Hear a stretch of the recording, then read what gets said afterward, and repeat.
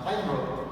Ini bro, lagi baca pabeanan bea cukai. Oh, tahu nggak bro? Apa aja larangan batasan di Pabeanan dan Ukraina? Gak tahu bro. Mau tahu nggak bro? Boleh? Nah, yang first ya bro. Oke semuanya, di sini aku dan teman-teman akan menjelaskan mengenai larangan dan pembatasan kepabeanan. Apa itu dari larangan atau pembatasan? Larangan dan pembatasan adalah barang yang dilarang dan atau dibatasi impor atau ekspornya. Untuk dasar hukum larangan dan pembatasan ini ada dari PMK nomor 141/PMK.04/2020 tentang pengawasan terhadap impor dan atau ekspor barang latas. Alur penetapan latas. Kementerian Perdagangan mensyaratkan barang harus berstandarisasi SNI. Peraturan-peraturan ini disampaikan kepada Menteri Keuangan karena Menteri Keuangan membawahi Direktorat Jenderal Bea dan Cukai dan pengelola portal Indonesia National Single Window (INSW). DJBC adalah instansi pengawas perbatasan atau border officer. Jadi, segala ketentuan yang terkait dengan pemasukan dan pengeluaran barang pelaksanaan dan pengawasan dilakukan oleh DJBC. Sedangkan INSW adalah portal yang diharapkan mampu memberikan layanan publik yang terintegrasi terkait ekspor dan impor dari berbagai instansi.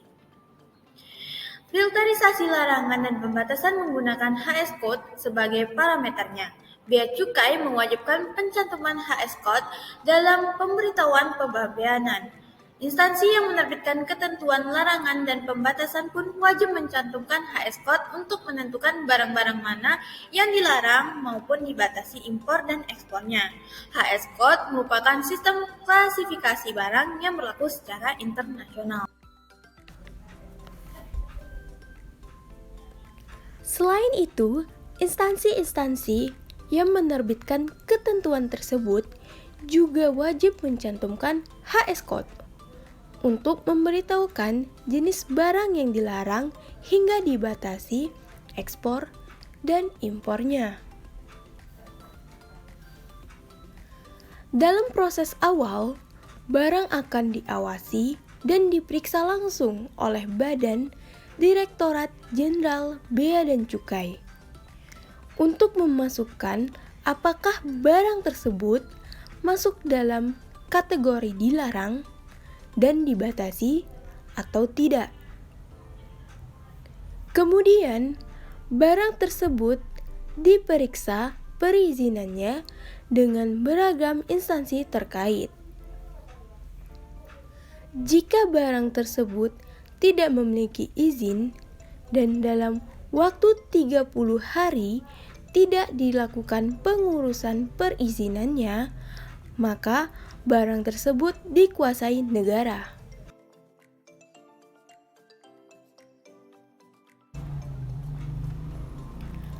Alur data pengawasan tata niaga pos border.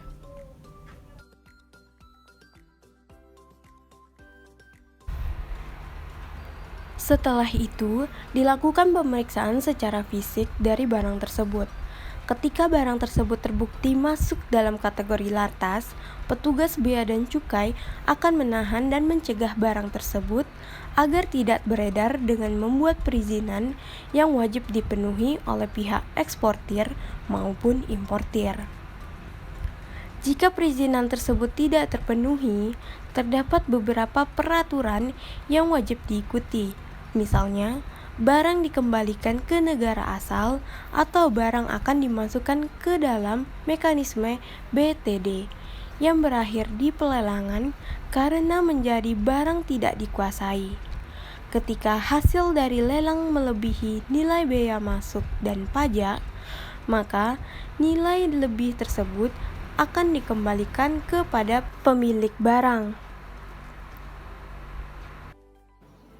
Untuk instansi teknik yang menetapkan latas yaitu ada Kementerian Perdagangan, Badan Karantina Ikan, Badan Karantina Pertanian, BPOM, Kementerian Kesehatan, DJBC, Bapeten atau Badan Pengawas Tenaga Nuklir, Kementerian Budaya dan Pariwisata, Selanjutnya ada Bank Indonesia, Kementerian Kehutanan, Direktorat Jenderal Pos dan Telekomunikasi, Kementerian Pertanian, Kementerian Perindustrian, Polri, Kementerian Lingkungan Hidup, Kementerian SDM, dan Kementerian Pertahanan, Direktorat Jenderal Perhubungan Udara, dan Kementerian Perhubungan.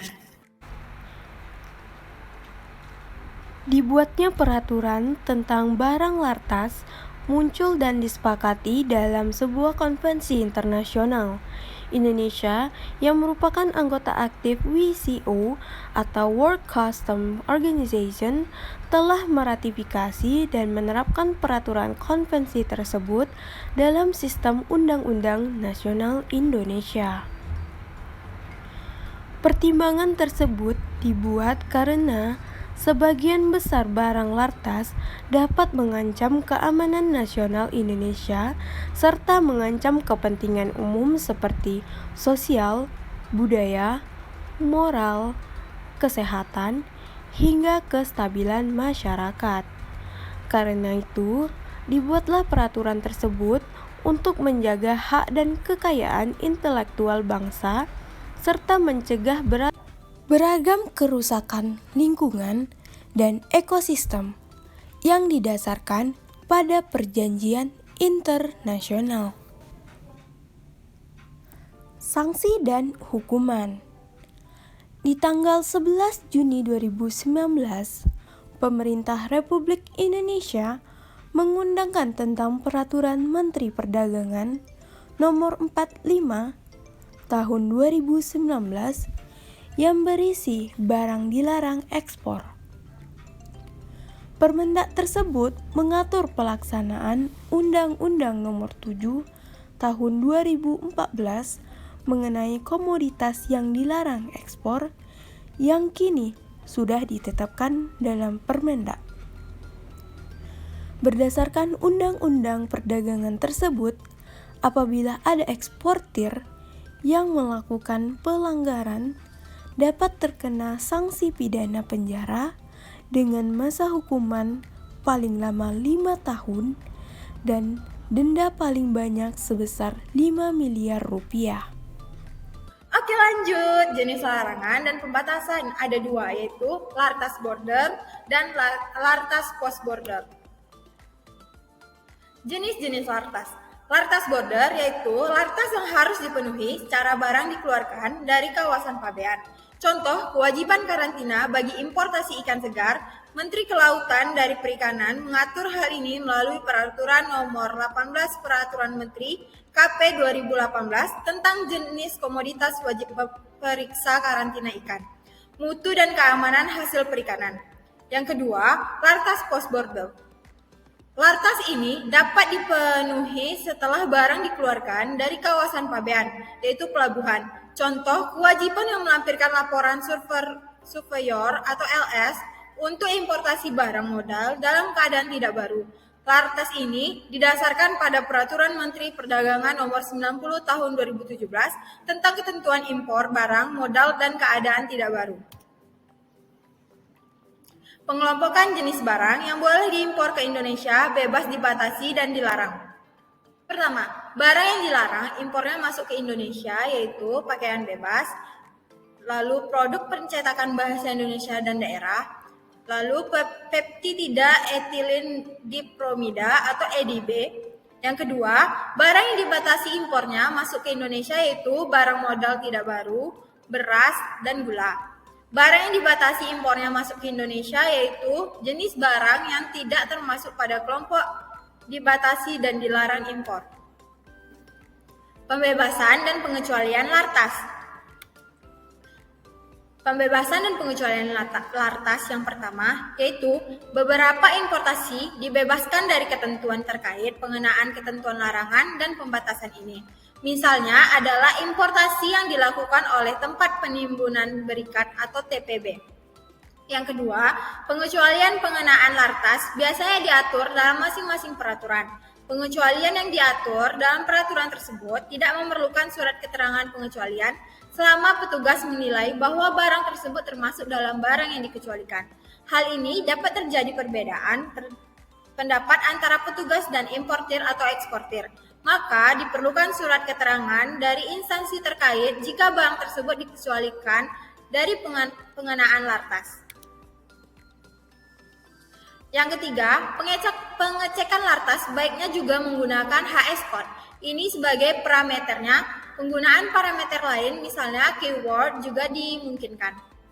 Yang keempat, pengecekan lartas secara online dapat dilakukan dengan mengakses alamat e-service.insw.co.id. Alamat ini adalah bagian dari portal Indonesia National Single Windows (INSW). Data yang tersaji di portal ini dinamis dan selalu diperbarui, sehingga validitasnya terjamin. Data yang sama juga digunakan untuk validasi pengisian PIB dan PEB. Oke, lanjut. Pengenaan barang terkena lartas yaitu untuk impor dan ekspor menggunakan pemberitahuan pabean. Ketika dokumen diajukan, sistem komputer akan memvalidasi apakah HS kode terkena lartas. Jika terkena, maka komputer akan memvalidasi apakah persyaratan sudah dipenuhi atau belum. Dalam hal persyaratan atau izin tidak ada, maka dokumen akan mendapatkan respon penolakan. Terhadap barang tidak dilakukan penegahan karena statusnya barang masih di TPS dan tidak dapat dikeluarkan. Selanjutnya, dalam hal barang diberitahukan tidak terkena lartas, namun ternyata setelah diperiksa fisik, HS ditetapkan lain dan terkena lartas, maka petugas bea dan cukai akan mencegah barang tersebut sampai dengan perizinan dipenuhi. Selanjutnya, dalam hal perizinan tidak dipenuhi, ada beberapa kemungkinan penyelesaian barang. Yang pertama adalah barang ekspor. Kemungkinan penyelesaian yang lain adalah barang akan masuk ke mekanisme BTD, BDN, dan BMN yang berujung pada dilelangnya barang tersebut. Ketika hasil lelang melebihi nilai bea masuk, pajak, dan penimbunan, selebihnya akan dikembalikan ke pemilik barang. Kesimpulannya yaitu impor barang lartas harus dilengkapi dengan dokumen perizinan dari instansi terkait, sedangkan jika importasi barang biasa tidak diperlukan. Selebihnya dokumen lainnya bersifat sama. Sebelum melakukan impor barang modal bukan baru, importir harus melakukan survei barang yang akan diimpor guna mengetahui kondisi kelayakan barang tersebut. Berikut nama-nama dan NIM kelompok kami. Yang pertama ada Aldi Rayhan Saputra dengan NIM 20020362230. Selanjutnya ada Delia Putri Nabila dengan NIM 20020362265. Selanjutnya Olivia Sandra 20020362263. Selanjutnya ada saya sendiri Sheba Dara Reski 20020347113. Dan yang terakhir ada Yofi Herlangga dengan NIM 20020362264. Terima kasih. Gini bro, gimana kerja bro? Oh gini, makasih ya bro. Oke bro, sama-sama bro. Ya.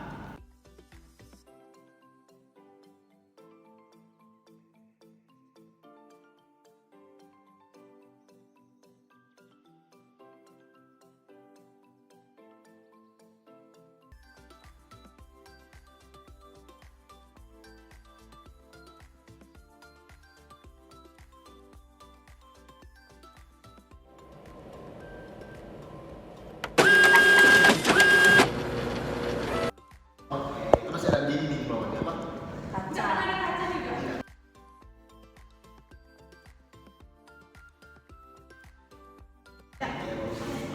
Baju lagi ya, baju lagi ya. Tapi baju lagi, tidak nampak.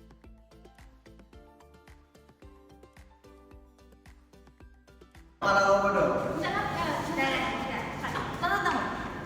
Ada beda ya. Gimana caranya? Begini. Begini.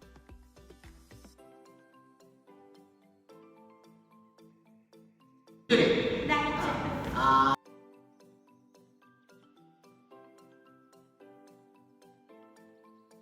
Oke, sekian dari kelompok 1. Terima kasih.